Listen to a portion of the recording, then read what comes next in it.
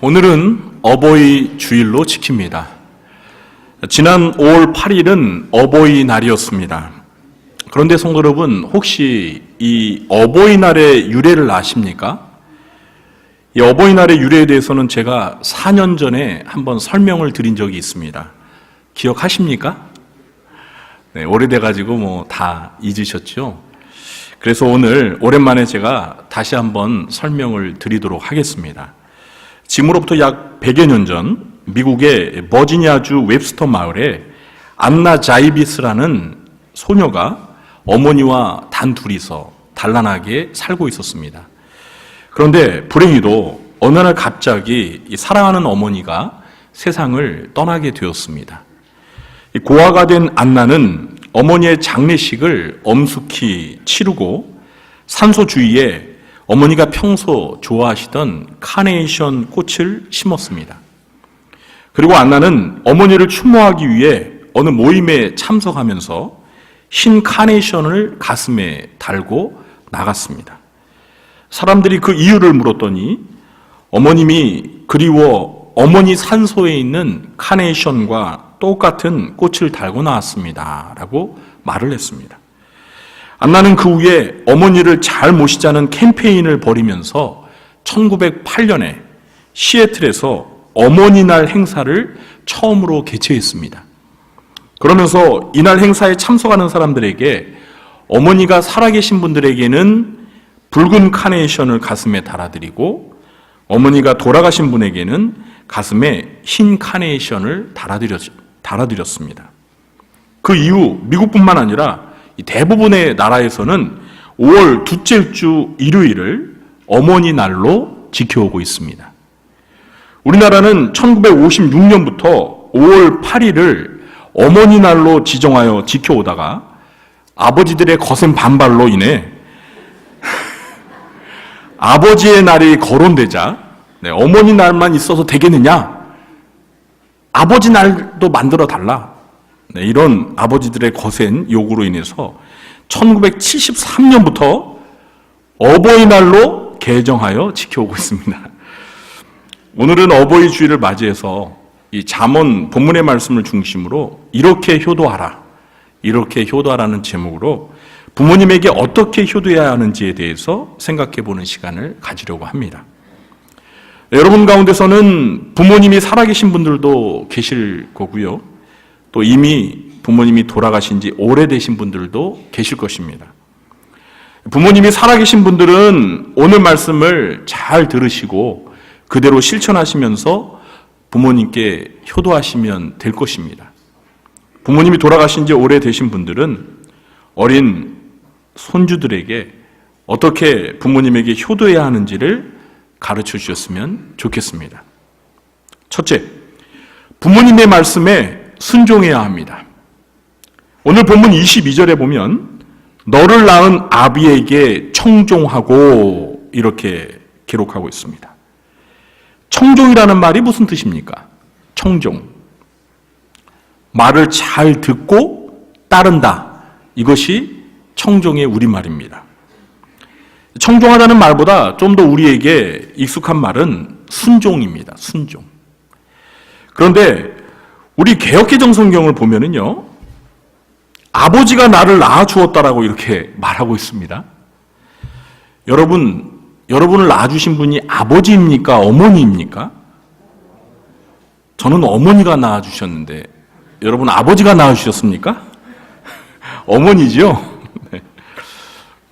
이 너를 낳은 아비에게 청종하고라는 이 부분의 히브리어 원문을 제가 그대로 옮겨보겠습니다. 너에게 생명을 준 너의 아버지의 말을 잘 들어라. 이것이 본래 히브리어 본문의 정확한 번역입니다. 그러니까 히브리어 본문에는 너를 낳은 아비에게 이렇게 돼 있지 않습니다. 너에게 생명을 준 너의 아버지의 말을 잘 들어라. 이렇게 되어 있습니다. 그러니까 너를 낳은의 뜻은 너에게 생명을 준이라는 뜻입니다. 아버지가 어머니에게 생명의 씨를 줌으로써 아기를 갖게 되었다라는 의미가 담겨 있는 것입니다. 이것은 매우 의학적인 설명이죠. 이 GMB라는 영어 성경은 이 구절을 이렇게 번역했습니다. 내 아버지의 말을 잘 들어라. 그가 없었더라면 너는 존재하지 않았을 것이다. 아버지가 없었더라면 너는 이 세상에 존재하지 않았을 것이다. 그러니까 아버지의 말씀에 순종해라는 것입니다. 그렇습니다. 아기를 낳은 분은 어머니지만 아버지가 없었더라면 아기는 존재할 수 없었다는 의미입니다. 그러니까 이 구절은 자녀들이 아버지의 말씀에 순종해야 하는 이유를 내포하고 있는 것입니다. 자녀들이 아버지의 말씀에 순종해야 하는 이유는 아버지가 나를 이 세상에 존재하게 만든 생명의 근원이 되기 때문입니다. 물론 모든 인간을 이 세상에 존재하게 하신 분은 누구죠? 하나님이십니다. 그런데 하나님께서 모든 인간을 존재하게 하는 방식은 아버지가 생명의 씨를 어머니에게 줌으로써 임신을 하게 되고 출생하게 하는 방식을 통해서 자녀들이 이 세상에 존재하게 되는 것입니다. 그러므로 자녀는 나에게 생명을 준 아버지에게, 물론 어머니도 포함해서 부모님의 말씀에 마땅히 순종해야 하는 것입니다. 부모님에게 효도하는 방법으로 이 부모님에게 순종하라는 말씀은 성경에서 일관되게 강조하는 말씀입니다. 에베소서 6장 1절에 보니까 자녀들아 주 안에서 너희 부모에게 순종하라. 주 안에서 너희 부모에게 순종하라. 이것이 옳으니라. 골로새서 3장 20절입니다. 자녀들아 모든 일에 부모에게 순종하라. 이는 주 안에서 기쁘게 하는 것이니라. 그렇습니다. 자녀들이 부모님에게 순종하는 것이 옳은 일이고 그것이 주 안에서 주님을 기쁘시게 하는 일입니다. 우리 예수님도 육신의 부모님에게 자녀로서 순종하셨습니다. 누가복음 2장 51절에 보니까 예수께서 함께 내려가사, 그러니까 예수님께서 육신의 부모님과 함께 내려가사 나사렛에 이르러 순종하여 받드시더라. 우리 예수님도 인간이셨을 때 육신의 부모님에게 순종하면서 부모님을 받들어 섬겼다라는 것입니다. 그러므로 저와 여러분도 마땅히 우리를 낳아주신 부모님의 말씀에 순종해야 합니다. 부모님의 말씀에 순종하는 것이 바로 부모님에게 효도하는 것입니다. 만일 어떤 자녀가 부모님에게 효도한다고 하면서 부모님의 말씀을 거역하고 불순종한다면 그것은 효도하는 것이 아닙니다. 자, 그런데 여러분, 왜 우리가 부모님의 말씀에 순종해야 할까요? 좀 더 현실적이고 납득할 수 있는 답을 말씀드리겠습니다. 우리가 부모님의 말씀에 순종해야 하는 이유는 부모님의 말씀은 사랑하는 자녀들이 다 잘되기를 바라는 마음에서 하시는 말씀이기 때문입니다. 그래서 부모님의 말씀에 순종해야 합니다. 제 말이 맞은 것 같으면 아멘 하시기 바랍니다. 여러분의 부모님들이 평생 동안 여러분에게 말씀하실 때 여러분이 잘못되기를 바라는 마음에서 말씀하신 적이 있으십니까? 그런 부모님 있으세요? 없습니다. 정말 자녀를 사랑하는 부모님이라면요, 사랑하는 자녀가 잘 되라고 말씀하십니다. 그런데 자녀들은 부모님이 하시는 이 말씀을 듣기 싫은 잔소리라고 생각을 합니다. 그래서 부모님의 말씀을 청종하지 않습니다. 이렇게 부모님의 말씀에 거역하고 불순종하는 자녀치고 잘 되는 자녀들이 거의 없습니다. 부모는 사랑하는 자녀가 잘 되라고 말씀하시는데 이 철없는 자녀들은 부모님의 말씀을 듣기 싫은 잔소리로 생각하고 부모님의 말씀에 순종을 하지 않아요. 부모님의 말씀에 순종하지 않고 부모님 말씀에 거역하는 자녀가 여러분 잘 되겠어요? 부모는 잘 되라고 좋은 말씀을 해주시는데 그 말씀에 불순종하고 거역하는 자녀가 잘 될 일이 없다는 거예요. 사랑하는 성도 여러분, 여러분에게 생명을 주신 부모님의 말씀에 순종하며 효도하시기 바랍니다. 그것이 하나님의 올바른 뜻입니다. 그것이 바로 부모님에게 효도하는 바른 방법입니다. 오늘 어버이 주일을 맞이해서 2부 예배에 참여하신 우리 자녀 성도님들은 사랑하는 부모님의 말씀에 전적으로 순종하며 효도하시길 주님의 이름으로 축원합니다. 둘째, 부모님이 늙으셨다고 무시하지 말아야 합니다. 22절 중반절을 보시면 내 늙은 어미를 경히 여기지 말지니라 이렇게 말씀하고 있죠. 우리말 성경은 이 부분을 이렇게 번역했습니다. 내 어머니가 늙더라도 무시하지 마라. 내 어머니가 늙더라도 무시하지 마라. 부모님이 연세가 지긋하게 드시면은요, 그만큼 자식들도 덩달아서 나이가 들어서 어른이 됩니다. 자녀들이 어렸을 때는 그래도 부모님의 말씀을 잘 듣습니다. 부모님이 어린 자녀들보다 지식적으로나 경험적으로 아는 것도 훨씬 많기 때문에 부모님의 말씀을 고분고분 잘 듣습니다. 그런데 이제 자식들이 점점 성장하면서 대학도 졸업하고 대학원도 나오고 세상에서 출세하고 성공해서 사회적인 지위와 경제적인 능력을 얻게 되면 어떻습니까? 상대적으로 부모님들은 몸도 늙으시고 배운 지식들도 옛것이고 새로운 지식들을 습득하기에는 너무나 모든 게 느리시게만 합니다. 이제 사회에서는 은퇴하시고 경제적인 능력도 없으십니다. 자, 그러다 보면 젊은 자녀들이 연로하신 부모님들과 대화를 나누면서 은근히 부모님을 무시합니다. 부모님들이 옛날 과거 시절 이야기라도 하시면 젊은 자식들이 어떤 반응을 보이죠? 엄마, 그게 언제적 얘기인데 그런 말씀 마세요. 그런 건 옛날이나 통했지 지금 시대에선 아무도 안 알아준단 말이에요. 그러니까 그런 말씀이랑 다시는 하지 마세요. 아버지, 제발 어디 가서 그런 얘기 꺼내지도 마세요. 그런 무식하단 말 듣는단 말이에요. 알았어요? 여러분, 제가 연기를 너무 잘해서 그렇지 실제 저는 이렇게 안 합니다. 이 똑똑하고 잘 나가는 젊은 자식들로부터 이런 말을 들으면 연로하신 부모님들은 이제 자식들에게 마저 퇴물 취급을 당하며 무시당한다고 생각하시면서 큰 낙심과 상처를 받게 됩니다. 그러므로 자녀들은 절대 부모님이 늙으셨다고 함부로 무시하면 안 됩니다.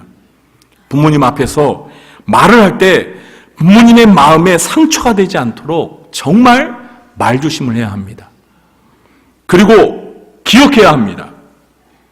부모님들도 다 젊은 시절이 있으셨고 인생에 꽃이 피고 잘 나가시던 때가 있었다는 것을 우리 자녀들은 기억해야 합니다. 그리고 젊은 자녀분들도 여러분 명심해야 할 것이 있습니다. 머자나 우리들도 나이가 들어서 지금의 연로하신 부모님 세대처럼 노년기를 맞이하게 될 것이라는 것을 꼭 명심해야 합니다. 그러므로 우리는 겸손한 자세로 연로하신 부모님들을 함부로 무시하지 말고 진심으로 존경해야 합니다. 하나님께서는 10계명 가운데 이 인륜의 첫 번째 계명인 5계명에서 자녀들을 향하여 이렇게 명령하십니다. 내 부모를 어떻게 하라? 공경하라. 그리하면 네 하나님 여호와가 내게 준 땅에서 내 생명이 길리라. 여러분, 공경하라가 무슨 뜻입니까? 이 공경하라는 우리말은 공손히 예의를 갖추어 받들어 섬기다입니다.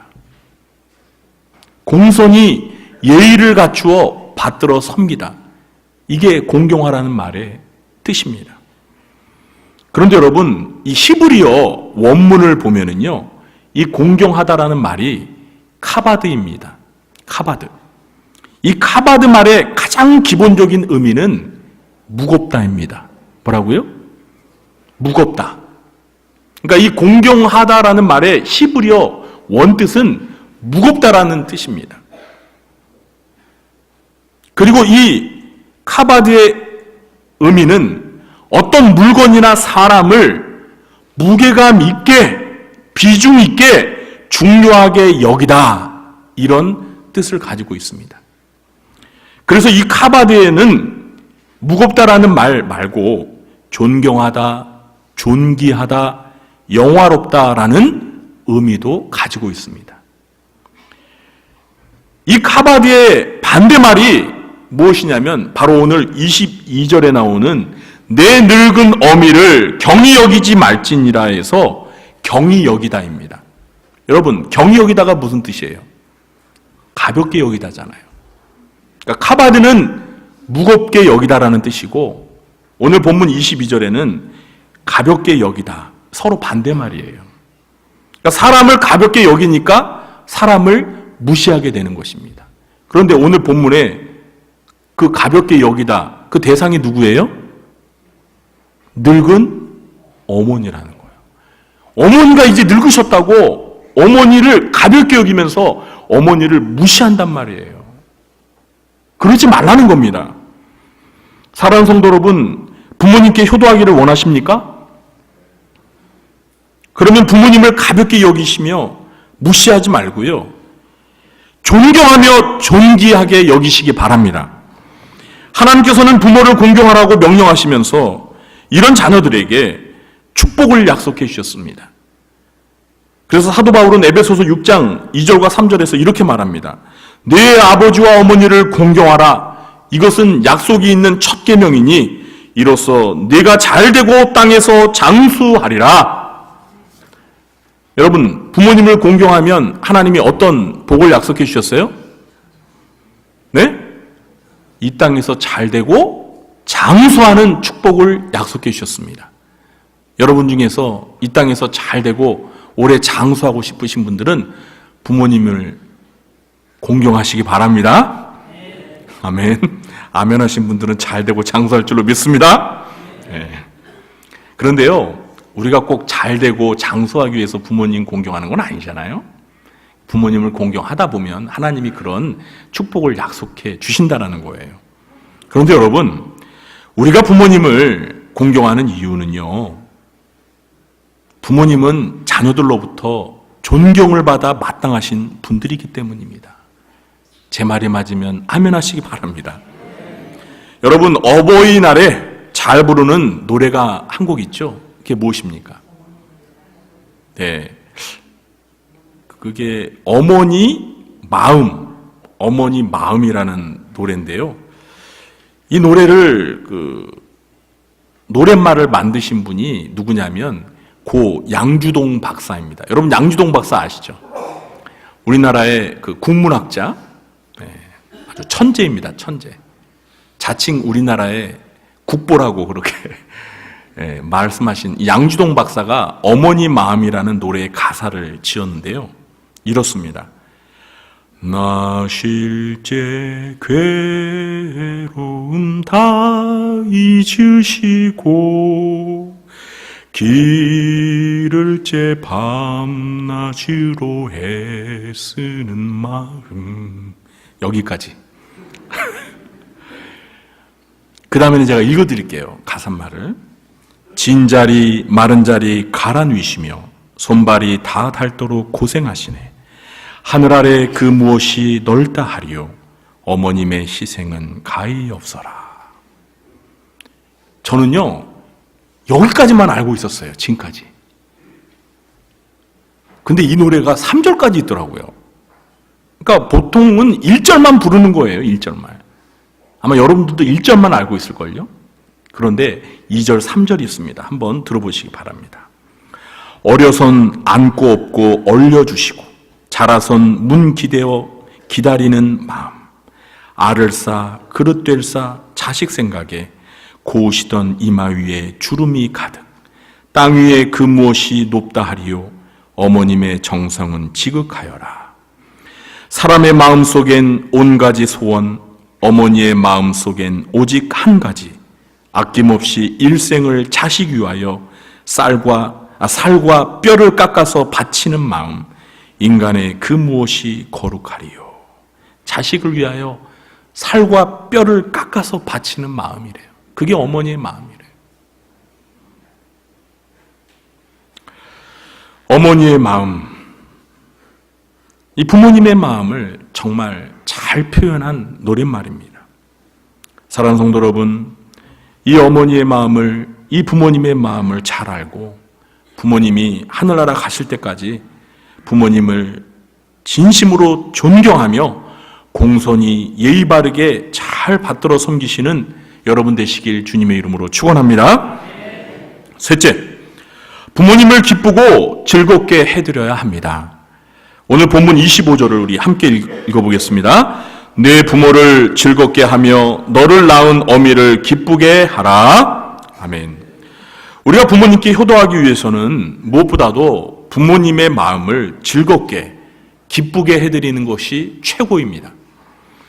부모님에게 맛있는 음식을 사드리고 또 좋은 옷을 입혀드리고 용돈도 두둑하게 드리는 것이 효도하는 데 물론 중요합니다.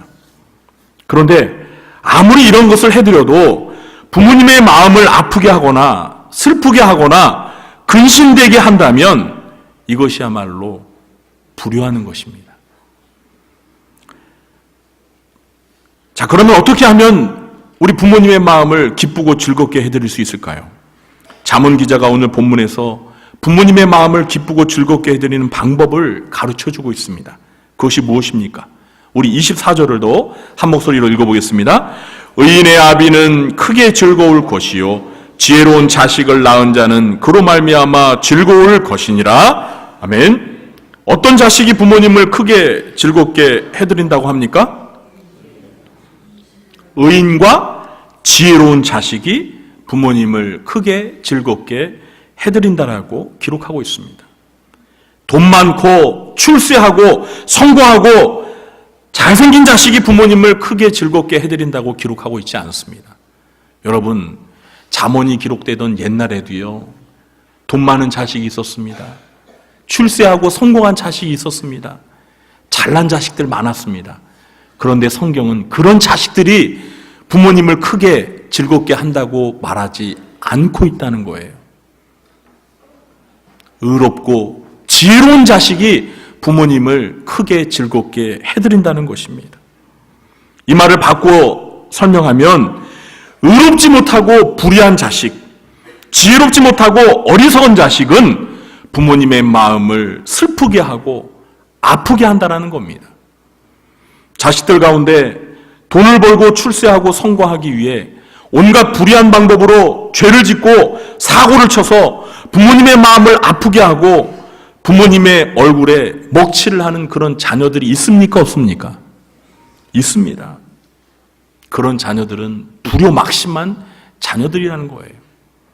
어떤 자식은 큰 범죄를 저질러 사회적인 물의를 일으켜서 부모님이 그 소식을 듣고 충격을 받아서 심장마비로 돌아가시는 그런 부모님들도 있어요.